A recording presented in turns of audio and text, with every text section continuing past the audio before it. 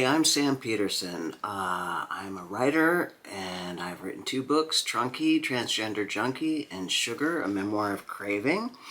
And I'm an old gay trans man with bad teeth. And I love knives. So, I'm not going to rate them or bring you the newest and fastest and fanciest. Boy, that's hard to say. Fastest and fanciest. I am going to queerly share my queer love of knives with you. Wow. Another insane week. This of getting stitches removed, cat urinary tract drama, and bad dental news. I'm sure you're like, dude, any news that you would get from a dentist would be bad. And you, friend, would be correct. I want to talk about something we all know about, something that impacts us intimately, drives us to seek new shapes, new steels, new slicers, and that would be knife joy. I take so much pleasure from my knives. I really couldn't even tell you why. They just bring me joy. Maybe for me, that stuff is compounded by decades of suppressing access to things that I really truly wanted and not stuff I felt I had to have, like purses and skirts. Ugh. Ugh. P.S. My dad told me Florida has initiated a new bathroom law. I haven't read about this. I don't know if it's true, but he asked me incredulously, what does that mean? You're supposed to go to the ladies' room? And I said, I don't know what the law is, but yeah, sure, it could be. How stupid. Also, if I go into the ladies' room in Florida, those women are gonna shoot me dead. Those people in Florida, they're all packing. So anyway, back to knives. Knife joy! You know it.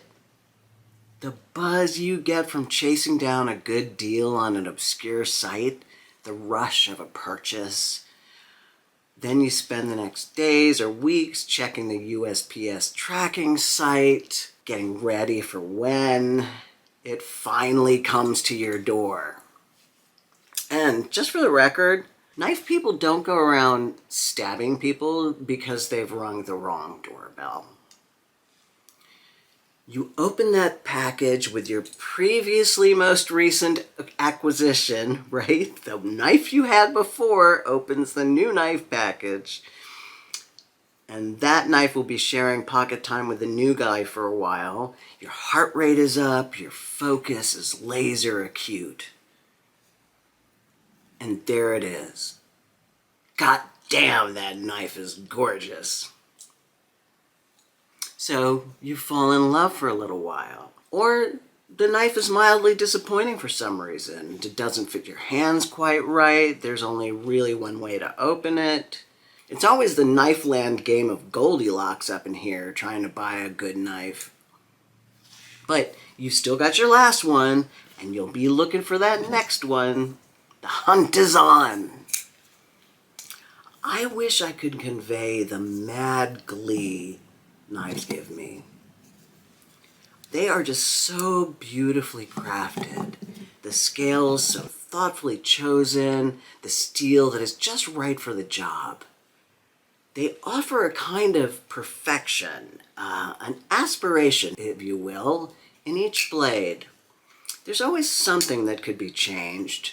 That's part of the delight too, refining and creating a vision of that perfect knife or knives for you. That's why I join knife clubs on Facebook and stuff, because I can ooh and ah other people's blades, or show off mine, or we can all mope together at the unattainable. It's really special. I always thought obsession with an object, whether it was a Star Wars collectible or your aunt's obsession with ceramic frogs, was kind of pointless and stupid. Yes, stupid. If I don't understand it, it's stupid.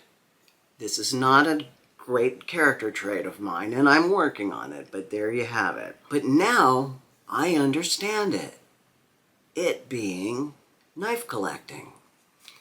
It's simply a sight of pure, unadulterated pleasure, a specific form of joy shared with an insider cartel. Human neurochemistry resonates with collecting, I think, whether it's shells on the beach or spoons from every state. There's something meaningful about it, even if the only meaning is that it brings that person joy. Recently, someone tried to shame me about my knife enthusiasm. It didn't sit well with me. Another friend said, "When I think of you and knives, I think of you and the happiness it brings you. You deserve that. You've more than earned it." Well, I don't know about all that, but I do think we all need some place of happiness in our lives. Yes, sometimes these sites are complicated, they take up a lot of time, they might cost a lot of money. It can look some kind of way to an outsider. But in my experience, neither time nor money can compete with joy, and I hope they never do. This world today of May 2023 is more complicated than ever. There are great and good things happening, sure, but we are also at the mercy of legally armed bigots and haters. Our children fear being in school. We can't use the correct bathroom. Our children are deprived of life-saving health care. Bullying and chicanery run rampant, and on and on and on. This life is hard. I'm desperately clinging to the relationships that nourish me, the work that I love, to books and to film and TV that boost my neurochemistry, to art, to my cat Walter. I am gripping both my budget Moyarl from Miguron, the worst name of a knife ever, but a splendid example of how a budget blade should be done, and my new Tuya Hive, a piece of art in titanium and carbon fiber. You will have to pry these from my cold, dead fingies before I relinquish the joy.